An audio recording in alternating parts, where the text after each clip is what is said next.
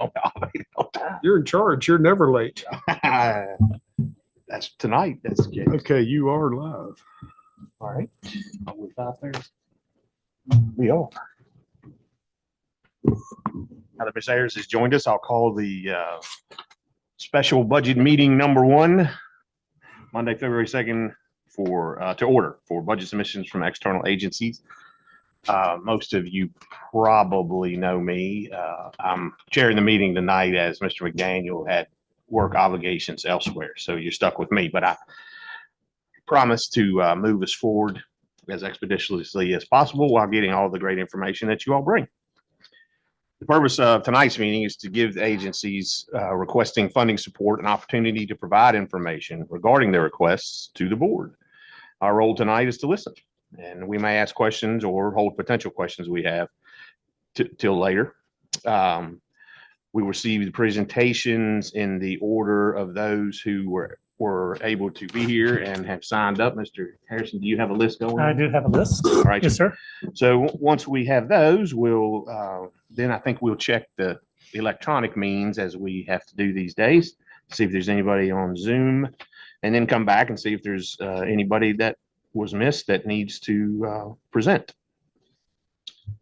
Budget requests to be discussed tonight are at this point estimates to be included in the draft budget, and the budget cycle will continue over the next 3 months. The board expects to adopt a budget on May 4th. We do ask you to follow these guidelines when addressing the board. Please state your name, the organization, and address your comments to the board as a whole. We would appreciate a 5-minute presentation or less. I'm sure everybody can be succinct and get us the information we need. That's it, I think, for housekeeping details. Mr. Harrison, let's go. Yes, John, with Mountain Gateway Community College. Mr. Dr. Ranoni. Raymond one. Dr. Ranoni. Good evening, everyone. Thank you so much for having me. Appreciate the opportunity to spend a couple of minutes just to thank you for past support and your continuous support. The request that you have is flat funding, and the request specifically will go to our continued to serve the students in the Rockbridge region. Couple of facts. First of all, I hope everyone has had an opportunity to tour the new facility in Buena Vista, which is serving an incredible amount of students. I can tell you that just in this past semester, so in the fall, we served already 67% more students than we did all of the previous year. Wow. Just from the different programs that we were able to add, including welding and CDL and building trades as those particular. Rockbridge also has the distinction of the total number of students from Rockbridge County is our #1 serving area as a college. We serve roughly 1,900 students, and 22% of Rockbridge County students. There's a fair amount of those at the high school. Rockbridge County High School is also our largest dual enrollment partner for the total number of students. And more of those students, and we're encouraging more and more of those students, is to not only earn a certificate while they're in high school, but complete the degree. It's going to save the families easily $23,000 on an average per year to transfer to a 4-year institution. So what we're asking is a continuation of our local funds budget, which helps with programs and operation. And you were one of the pioneers when we started then the Dabney Promise, now the Roadrunner Promise, and the continuation of those last dollar scholarships that go specifically to Rockbridge County individuals who want to come to us, who have exhausted all additional funding.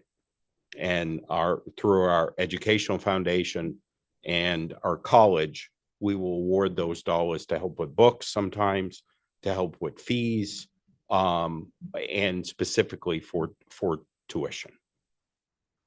I am happy to answer any questions or any comments or? I think so, Dr. Noni. We're well aware of your work and we thank you for it. Well, thank you very much for the opportunity. Thank to you too. And have a good night. Thanks for being here. Thank you. We have Patty Cook, and she's representing the Rockbridge Area Health Center. Good evening. My name is Patty Cook, and I'm the Director of Development for Rockbridge Area Health Center. Thank you for the opportunity to be here and for the continued leadership on behalf of Rockbridge County. Rockbridge Area Health Center began as a free clinic more than 30 years ago, but today we are a comprehensive community health center that serves everyone, patients with insurance, patients without insurance, and most prominently, patients who depend on Medicaid for their care. What sets us apart from many for-profit providers in our region is that we accept Medicaid and remain committed to serving those who are most often underserved. In 2025, Rockbridge Area Health Center served approximately 9,300 individuals, including 4,725 Rockbridge County residents. One third of those patients live at or below poverty level. Last year alone, we provided $1.4 million in charitable care to members of this community, care delivered regardless of a patient's ability to pay. We are also a partner to the county in very tangible ways. We provide required physicals for school bus drivers, EMS providers, and CDL drivers, supporting essential services that keep our schools, emergency response systems, and infrastructure running safely. One area of growth I'd like to highlight is our work in the Rockbridge County Public Schools. During the 2024-25 school year, Rockbridge Area Health Center established school-based health centers at Maury River Middle School and Rockbridge County High School, serving more than 700 students to date. We know that when students can access care where they are, absenteeism decreases and medical and behavioral health concerns are addressed earlier. Looking ahead, we are excited to deploy new technology called TitoCare, and it potentially allows us to expand access for all students, including those in our most rural communities. These secure remote diagnostic tools enable our providers to support additional schools across the county by partnering with school nurses and administrators who can facilitate virtual appointments with a provider who may be located at another clinic across the county. I also want to acknowledge the current healthcare landscape. Changes to Medicaid and marketplace coverage mean that many residents are losing insurance and experiencing gaps in coverage.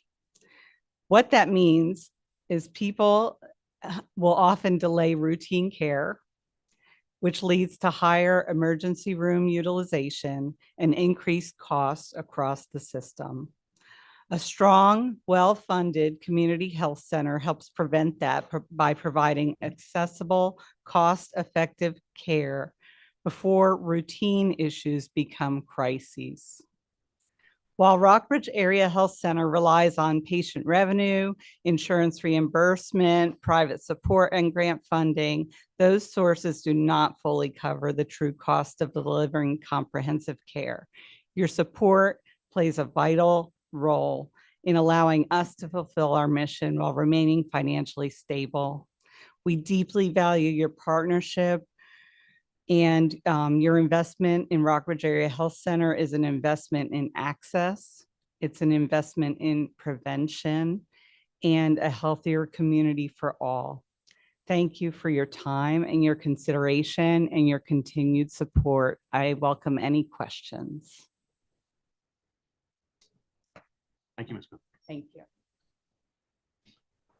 We have Michelle Watkins, and she's representing both the Valley Area Transport, Stretcher Transport, and the Rockbridge Connect and Nourish program.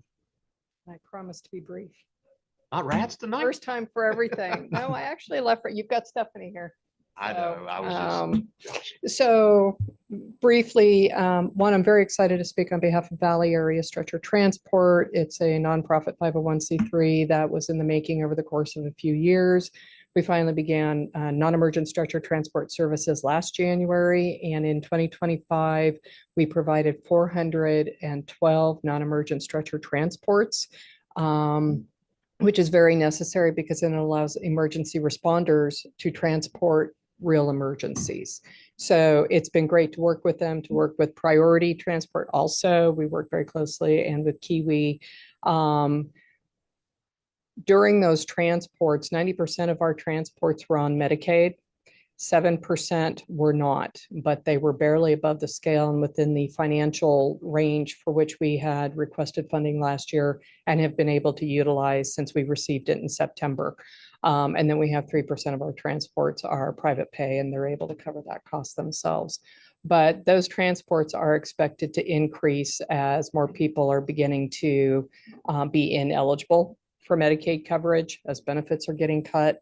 And so we are asking for $10,000 to continue to assist for those people that cannot afford the transportation to and from medical appointments. We transport down to Roanoke quite often, and that's a bit of a drive. And so for somebody who has to do a private pay, that's a lot of money that they can't afford. So that's where this fund comes in, very helpful. And we really appreciate any consideration that the county can offer on that. So thank you in advance. With regards to Rockbridge Connect and Nourish, that is a program that I designed a few years ago that operated under Rockbridge Area Transportation System. And then as of May 30th of last year, became an independent organization. To date, that program has served more than 6,000 meals, all within Rockbridge County. Excuse me, I should say, since March 15th of 23, we've served that many. And our goal is to increase even more than that. What we did discover, however, is that of all of those meals served, we've served just under 1,000 actual residents in the area. So our goal for 2026 is to increase new diners by 500, which is 50% above of what we've served to date. We know where the data lies in the county when you've got a population of more than 22,000, almost 23,000 residents. And those are people we're trying to reach out to. We just last month began serving in Fairfield, and at our first meal in Fairfield, we served 57 people, including 28 people who had never been to a canned meal before. It was a great start. We are now going to start serving meals probably in April down in Arnold's Valley. I've had many people ask, where's that? And I had to go drive down there to find it myself. But there's a lot of opportunity there to support these really rural pockets where, you know, there's not a grocery store there, as I learned. Not many things. So, you know, where we have an opportunity to bring meals, an opportunity to bring the resources together. You saw most likely in November, we did the Rockbridge Friendsgiving event. It was the first event of that type. And we're going to continue that event moving forward. So we're very super excited about that. We served 864 meals in total for that one event. My goal was 300. So I was very happy. And it was a great opportunity to collaborate with the culinary program from the high school, et cetera. However, the point being, getting to these meals is very difficult. And that's where funding to provide transportation services is very necessary. Transportation costs for 2025 exceeded $20,000 to be able to do that. Again, many people living out in the desolate, disadvantaged areas, socially isolated areas. Social isolation is a huge need in our area, and we're trying to bring people to the table, literally and figuratively, to break that barrier down. Funding to be able to afford those transportation services will be greatly, greatly appreciated, and for which I'm requesting $10,000 to assist with the cost, which will be much more than that, but that will be a definite benefit and help. So any questions? Thank you. Thank you, Ms. Walker. was pretty short. What? Spencer McElroy with Limekiln Theater.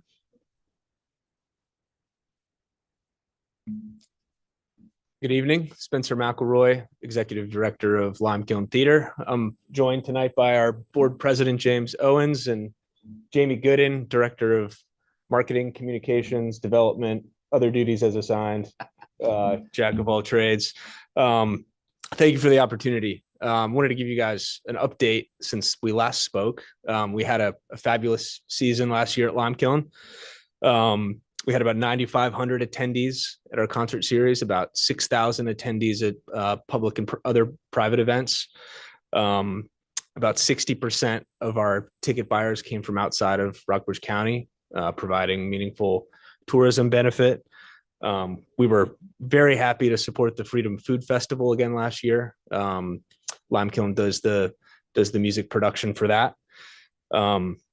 So it was a great season. We were glad to see this weekend a couple Lime Kiln favorites won Grammys. Zach Top and I'm With Her won 2 Grammys. And we continue to bring world-class music to Lexington, and our goal is to make it better and better every year. And so thank you for the consistent funding you guys have given Lime Kiln since I've been director for 12 years. And it's important to note that our commitment is 100% of the funding that comes from the county goes towards capital improvements.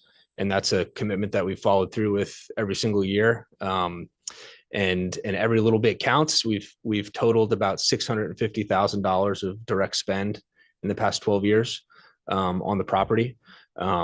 Last year's funding went towards the purchase of the remaining lights that we didn't own, our floor package on the stage. And this year we have a very big project. We are hoping to buy a brand new sound system for the venue. Our current sound system is from the 1990s, last century. A new sound system is going to cost about $150,000. We have the funds to pay for half of it right now. And we're trying to raise the rest through grants and donations. And I'm confident that we can. But it's important that you guys know that we earmark these funds for capital improvements only, and everybody can hear and see the difference it makes every year. So we thank you for that support. Our request is less than last year's. It is more than we received last year, though, but it is less than last year. So thank you for your consideration. Any questions? Good. Thank you, Mr. McElroy. John Murphy with the community table.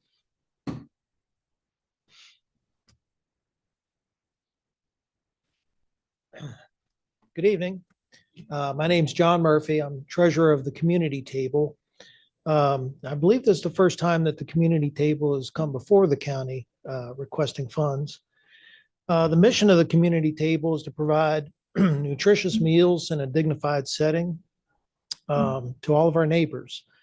Anyone and everyone is welcome to come have a meal, whether it be dinner or lunch at the community table. And we sometimes describe the community table as a restaurant without a cash register because we don't charge for the meals that we provide. We're open every Monday evening for dinner, every Wednesday for lunch at the Piovano building in the community room there, where Ra is located. Typically, we serve about 60 or 70 people at each of these meals. And in addition, we provide meals to Project Horizon and Rockbridge Recovery on Monday evenings. Fridays, we distribute meals at Fairfield Presbyterian. So altogether, last year, we provided about 9,300 meals to the community. We have a lot of partners that make this possible. Washington and Lee's Campus Kitchen provides the food that we use for our Wednesday meal and Fridays. We have volunteers who prepare salads and side dishes. Various churches provide desserts, and we work with local caterers and restaurants to prepare at least a protein and sometimes the entire meal. And sometimes the board gets together and prepares a meal ourselves about every month or two. A little more than half of our funding comes from individuals and local businesses. But of course, we get support from local churches, civic groups, and some grant funding. Some of our guests also leave donations after the meals, although no one's expected to do that. So while the community table is fiscally responsible and financially stable, as all of these nonprofits are aware, fundraising is a continuous effort. And as I said, I don't think we've come before the county before to request for funding, but here we are. And we've requested $5,000, but of course, any funding that the county might provide would be greatly appreciated. And lastly, I invite you to join us. If you've never been to the community table, just come on a Monday evening, 6 o'clock, or a Wednesday at noon, and you can experience it firsthand. So I'll take any questions you may have. Thank you, Mr. Murphy. All right. Good to see you, John. Good to see you, Jay. Nice to meet you. Lindsay Perez with Rah. Good evening, everyone. I'm Lindsay Perez with the Rockbridge Area Relief Association, RARA, and I'm coming to request $12,000 towards our programming, which is the same amount that we currently have in this fiscal year and previous fiscal years as well. And so although we have started the year off with flooding in our community room, thank you to Spencer for recommending a contractor, and some snow closures, our programming is going very strongly. This is thanks to the great support of our neighbors, especially during the times that people are experiencing the impacts of federal cuts to the social safety net. When SNAP benefits were temporarily frozen in Virginia at the end of the year, RARA stepped in and saw record-setting numbers in years that we've already set records. And so despite all this, we're taking it on and we're doing more. We are starting a mobile food pantry in Effinger and Rafine this year, along with our partners at Campus Kitchen at Washington and Lee. And this is in combination with the ones that we already have in Fairfield, Natural Bridge, and some home deliveries in the Rockbridge Baths area. We continue to host our permanent location in Goshen at their community center, and that's going very well. And then we also are taking on pet food pantries. As the Rockbridge Animal Alliance dissolved at the end of last year, we decided that we would continue hosting those pet food pantries because it's something that our clients really ask us for frequently. Last year, in the other side of what we do at RARA, our utilities assistance and rent support, we provided help on 20% more cases than in the previous year. I think that just shows the huge need in this county as far as housing goes and how expensive rent and utilities can be for people. During that time, we also increased our maximum annual household rent payment from $600 to $900 per family to keep up with the increasing rents. And then we are leading the formation of the Rockbridge Homeless Connection Coalition, which is, we're launching our first stakeholder meeting on February 12th from 1 to 2 p.m. And so if y'all are able to come, we would love to have you. It's going to be at RARA, but this is going to be a coalition of organizations and businesses and churches that are interested in making a difference towards the issue of homelessness in Rockbridge County. And we're working along with the organizers at the Housing Symposium as well to continue that work that they already started earlier in the year. So I thank you for your support. As we confront all these issues in Rockbridge, living in a community that comes together in times of need is what keeps those of us in this field going. And we appreciate the role that you all play in that community. So thank you. Any questions? Oh, man. Thank you. We have Harper Donahue with the Rockbridge Regional Library System. Mr. Chairman. Good afternoon, sir. May. Hello, I'm Harper Donahoe, Chair of the Rockbridge Regional Library System Board of Trustees. I want to thank the Rockbridge County Board of Supervisors for your continued support.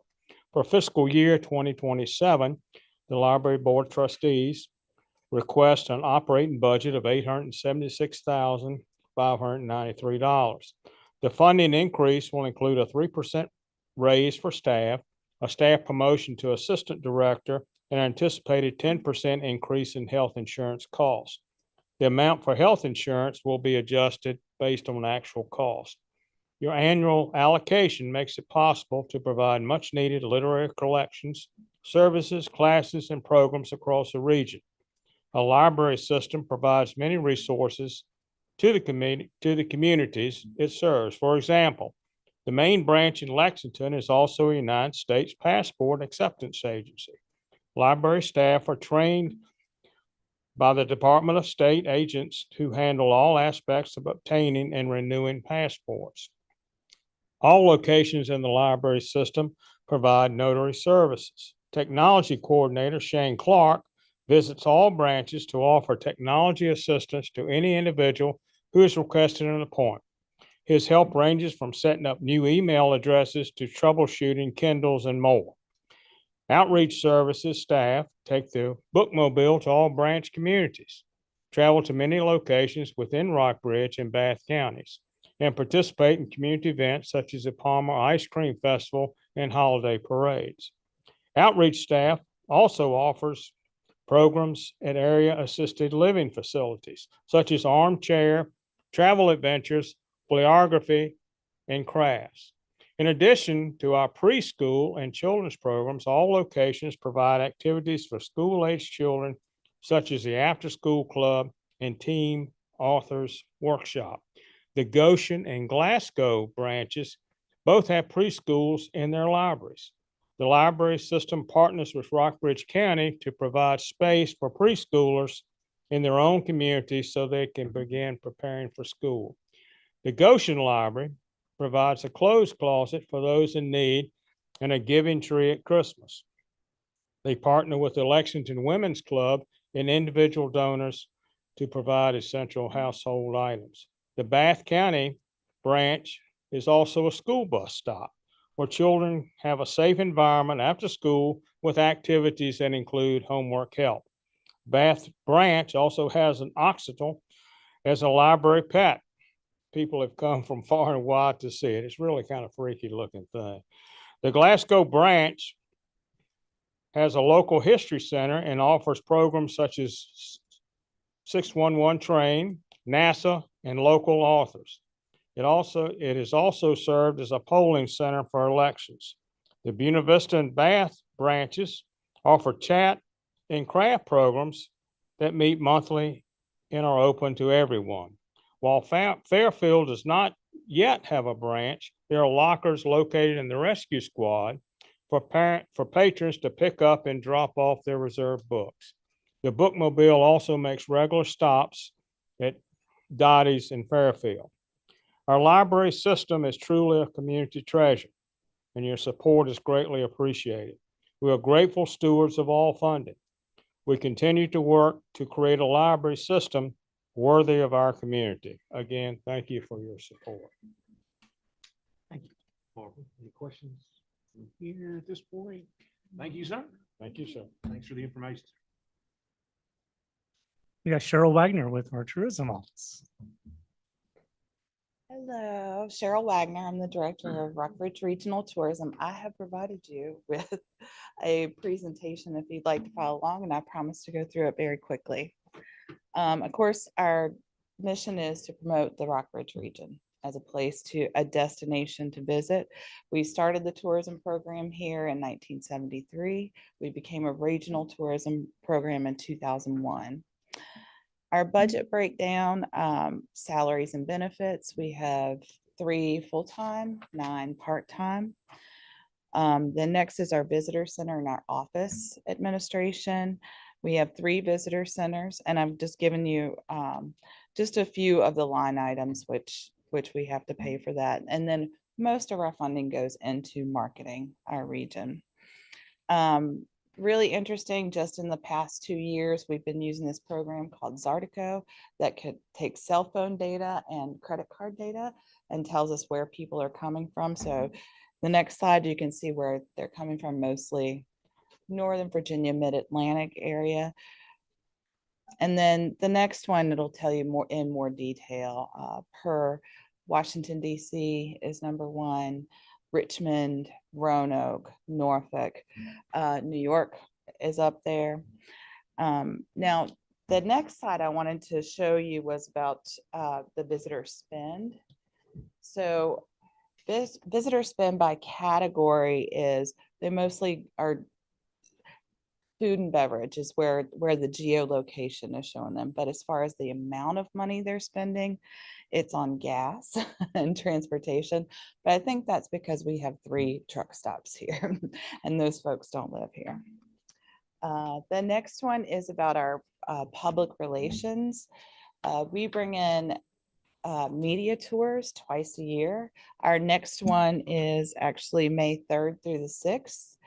And this is just an example and some numbers you can read later about the number of the reach that we got and what that advertising would have cost us if we had bought an ad in Southern Living or we had bought an ad in Travel and Leisure. Our current campaign is Small Towns, Big Backyard, which I think is a great campaign. The next slide is about our event sponsorship. And I just wanted to show you in 2025, we spent $20,000 on different events, local events here in the Rockbridge region. And our board, Ms. Ayers serves on our board, is very diligent about these applications. So these were the ones that we sponsored in 2025 and how much money we gave them. And then if you look at our marketing report for December, these are the ones in the first half of the year at the top here. So you can see where our funds have been distributed in the last year and the first part of this calendar year. Rockbridge Outdoors, I know you've all heard of it. It's a big program that we bring all of these different partners together, from the Forest Service to the counties, the city, and different small business walkabout outfitters, and we promote what we have to do in Rockbridge County and for the great outdoors. And for this year, we're going to have the first Rockbridge Outdoors Fest. It's going to be June 13th at Glenmorey Park. Now, the next few slides are just about all of the regional organizations that we participate in, that we represent our region for. So the first is VA 250. I know Mr. Lewis and Mr. Suter serve on the same committee with me. And the newest thing that's gone on right there is we have a passport for VA 250, and one of the stops is right here at the Rockbridge Historical Society.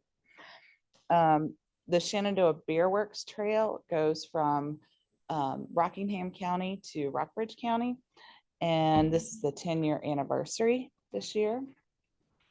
The Upper James River Water Trail is a partnership with Botetourt County. And last year it celebrated 15 years.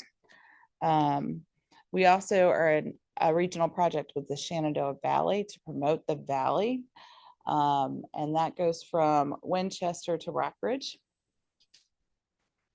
And then of course, Fish Virginia First is all over Virginia, and Rockbridge County is a part of that through the tourism office. And one of the biggest ones, because it's 2 states, is the Blue Ridge Parkway. It's called Blue Ridge Rising. I serve as the ambassador for Rockbridge County. And so it's 2 states and 29 counties. And it's just to bring one voice to promoting the Blue Ridge Parkway. And the things that we want it's the Blue Ridge Parkway Foundation.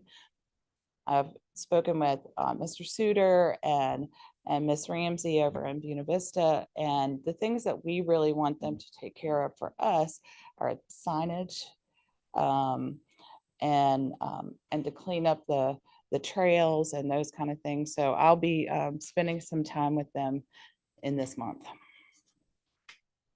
So I wanted, because I thought this is fun, what's new. So the first picture right there is the workshop at Timber Ridge, where you can learn to throw pottery. But they also have this event called Sip and Spin. So you can take a 5-week class, or you can go there for one night, and they partner with Rockbridge Vineyard, and you can drink wine and take a 2-hour class on how to throw pottery, which is what I did. I didn't take the 5-week class. The next one of the cow is High Five Farms. It's this farm where you can go pet miniature cows and goats and bunnies and ducks and chicks and people from outside of Rockbridge County really do enjoy this. They come here for this. The next one is Seasons Bakery, which is in downtown. Then this second and fourth Thursdays, that's at Heliotrope. They are now having a bluegrass jam on the second and fourth Thursday of every month. And the next one is the Junction 245 at the Via in Buena Vista. So what's coming, and I know you all know this mostly, is Chipotle. There's been new owners of Southern Inn, so that will be great for this big hole in downtown Lexington. The Residence Inn. I have spoken with the general manager. His name is Ryan Baker. And originally when I spoke with him, it was they were going to start taking reservations the third week in February and open March 1st, but there's been a supply chain issue with windows. So that's been pushed back a little bit. I don't know the opening date now. And then we've been working on the Buena Vista Visitor Center where it currently is right off the Parkway. That building is owned by the city of Buena Vista and it's sinking. So we are moving to the Via and it's going to be 490 square feet. And we're working on the design right now. And that's just an example of an outside mural as you go in. That'll be a real topo map of Rockbridge County, but then say Buena Vista there. So any questions? What about Wawa? You know Wawa, everything about you everything. know what? I thought Come about on. that today. When can I get a hoagie? I wanted to give you a couple of dates too. So February 11th, we are working with the Virginia Horse Center, Steve Shank, to do a presentation to all of our tourism partners about what kinds of shows bring business. Because I think since he's been here in the last 2 years, he's gotten complaints about, well, it said you had a show this weekend, but nobody came into my restaurant. And there are certain shows that the people, you know, they stay at the Horse Center the entire time. And we're going to have a PR workshop on March 2nd at the Horse Center as well. So any questions? Thank you, Ms. White.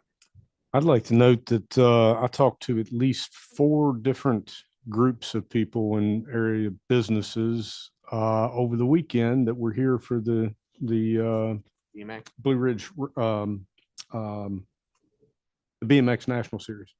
Yep, Blue Ridge Nationals. Yep, and they were spending a lot of money. Stephanie, I was right. I knew it. Knew it was going to be French with rats. Yes, I'm Stephanie Richard. I'm the new executive director of RATS as of 2.5 months ago. I'm going to start with some RATS stats, fun facts. So in 2025, we drove 234,114 miles, giving 12,881 rides. Approximately 80% of our rides are provided to people 65 years of age and older and or who had a disability. We utilized our wheelchair lifts in our vehicles 3,100 times. And then sort of a breakdown of where the destinations were. So 40% of our rides were for adults with either intellectual disabilities or serious mental illness that separate from intellectual disability to adult day programs. 30% were to people going to dialysis. People that go to dialysis have to go 3 times a week. So it's a lot of driving people to dialysis. 17% were for other appointments for medical, dental, and or mental health reasons. 4% was for employment, 3% to grocery stores and pharmacies, 2% to free community dinners, and then 4% just kind of random miscellaneous. So we're requesting $20,000 from the county to go to be our 10% local match, because we have requested from the Virginia Department of Rail and Public Transportation 2 replacement vehicles that will replace our oldest, most high mileage and also consequentially problematic vehicles. We're slated, if we are approved, which we'll find out in April, to get those in the summer of 2027. So we're trying to plan ahead because, nothing happens quickly with federal and state governments. And the two vehicles we're trying to replace, one right now has over 230,000 miles on it. The other one has about 175,000 miles on it. So by the time we would get those replacement vehicles, both of them are going to be well over, one well over 200,000 and the other one definitely over 200,000. So they're showing signs of the end of their useful life. And they require us to have this 10% local match.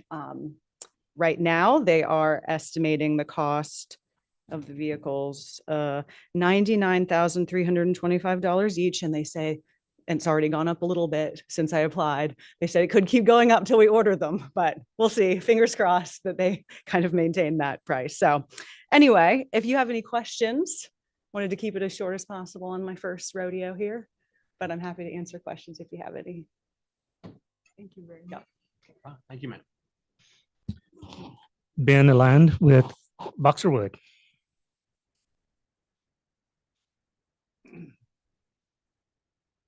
Hello, I'm Ben Eland. I'm Executive Director at Boxerwood. And Boxerwood is requesting funding to support our programmatic offerings for outdoor hands-on nature-based learning. We serve every local public school and preschool in the county. Last year, we served over 1,500 Rockbridge students, and every elementary student will come to Boxerwood in a year, and that's year after year throughout elementary school. For a lot of kids, it's the place where they form a connection with the natural world. We have our 25th anniversary this year. So I'm now meeting people in their 20s who have gone into the environmental field, and they tell me that Boxerwood is what inspired them to do that.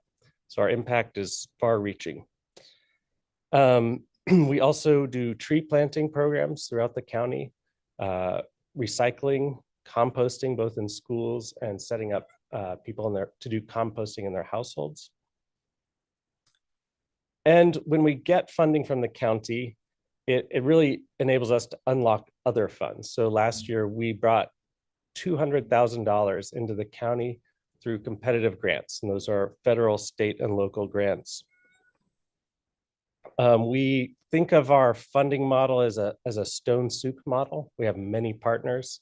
There isn't one source that can cover all of our programming. So the county funding has been a very necessary piece of that, and we're really grateful for past support. Thank you. Thank you. And I got your email today. That was me.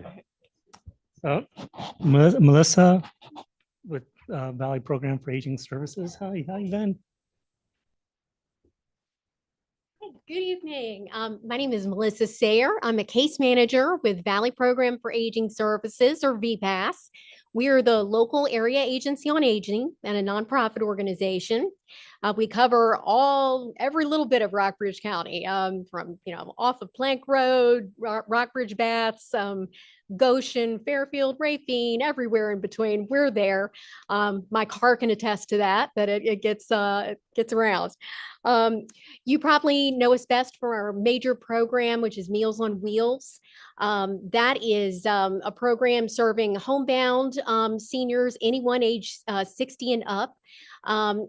And not only are we serving the seniors themselves, providing them with nutritious food, but we're doing sort of an invaluable ancillary benefit of just having a check. Somebody coming to the door, knocking on the door, making sure Mr. or Miss So-and-so is up and moving around. If that person is not there, doesn't answer the door, that comes back to case managers like myself, and we do the follow-up calls. Or if needed, we drive out and do a welfare visit at the house. Also some of these Meals on Wheels recipients have adult children who are still working and are really struggling in that sandwich generation of providing care to their aging parent, and then also needing to have their own life and work and have children.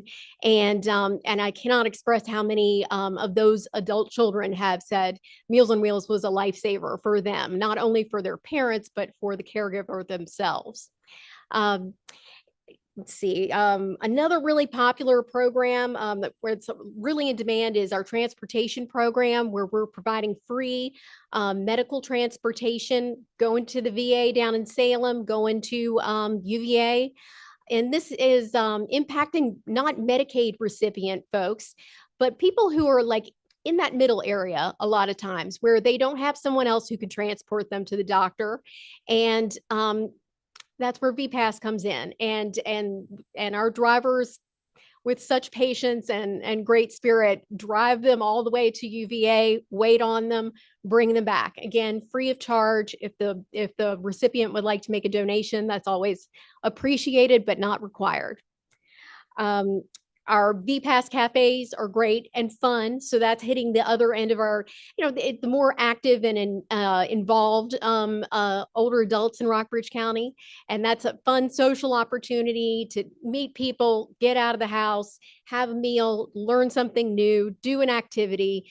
And it is amazing to hear the laughter and the joy coming from those 2 cafe locations, one of them being in Goshen. And we would love for any of you to come out and join the group. They would love that. Our emergency services program has been really, the demand for that has been extreme this year. With that, we help with a little bit of everything, mostly overdue utility bills. So we partner with places like RARA and other organizations to try to maximize our impact and avoid duplication of resources. We are very careful about that. But I'll give you just one example of, a woman this summer, hot day. She's a BARC customer. She didn't get to us until her electricity was already turned off. So that's where we come in. Case manager was able to call BARC, talk to a supervisor, get a same day reconnection, avoid the reconnection fee, and help make a modest payment towards that account and get everything up to date. So in that one instance, so many areas were tapped. And then she is now also, using us for other case management services. Let's see, Medicare consultations, our VICAP insurance counselors are amazing. Open enrollment, they are there for people and helping them through the ridiculously confusing world of insurance and Medicare and helping them make sense of the A, B, C's, and D's and of it all. And I see people walk out of that office with the insurance counselors with just utter relief on their face. Again, free service. If people would like to make a donation, great, but it is free. Other programs, we have health and wellness and exercise programs, which are great. We're big on partnerships with other organizations. And then also we've recently joined the effort to establish a triad group here in the Rockbridge area. And that's some local law enforcement and agencies, servicing older adults and older adults themselves. And it's working together to avoid scams, fraud, and just help communication and help seniors feel safer in the community. So those are some of the things that we have been up to. Again, we try to be nimble and flexible ahead of the last this winter storm we had. We sent out, we sent out shelf-stable meal boxes to our Meals on Wheels recipients. So just in case that, power went out or whatever happened, they'd be good to go and set. And we have a list of the, the most fragile of that group that we really check in on. So we try to be up to any task in front of us. We appreciate the funding you've provided us in other years, and we appreciate your service to Rockbridge County. And thank you for your time tonight.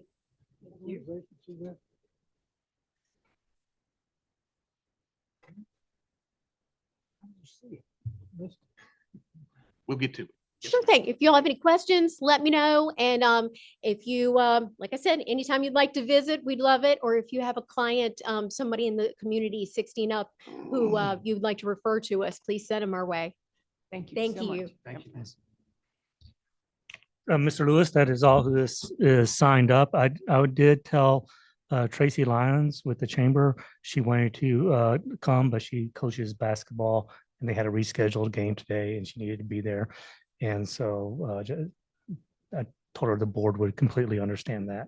We do, and we're So parents ourselves and the planning district commission. Ditto with Ann Cundy with the planning commission, Also had some or conflicts with CSPDC.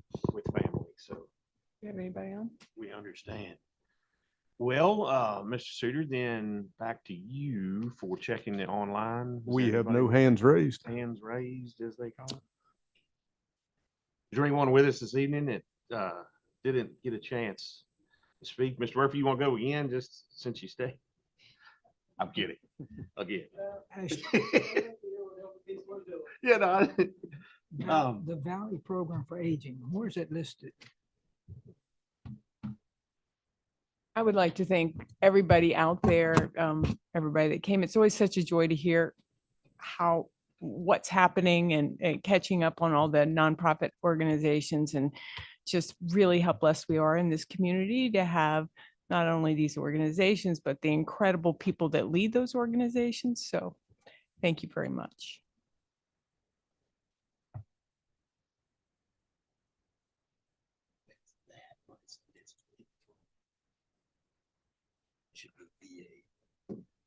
Okay, okay, all right.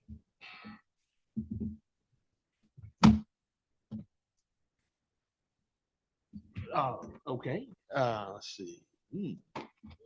Are there any questions or remarks from board members that would be relevant to this budget meeting so far?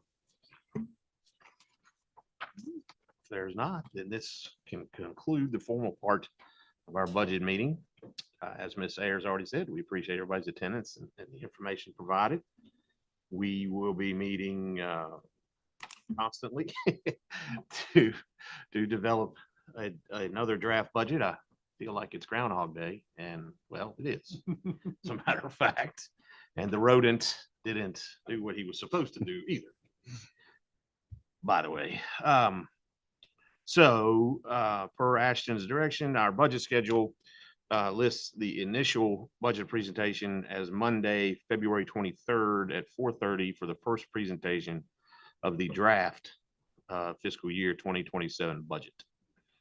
Now, as has happened in the past, there's been some need to change that and move that around, but we have to have an initial date. So that's what is set so far, if I understand correctly. yes, sir. Thank you. All right, if there's nothing else, I'd entertain a motion to adjourn the meeting. So moved. Would we have a second? Second. Moved and seconded. Ms. Ayers, Yes. Mr. Hart? Yes, sir. Mr. Dave? Yes. And I, of course, vote aye. Thank you. Thanks again, Harper. Good job.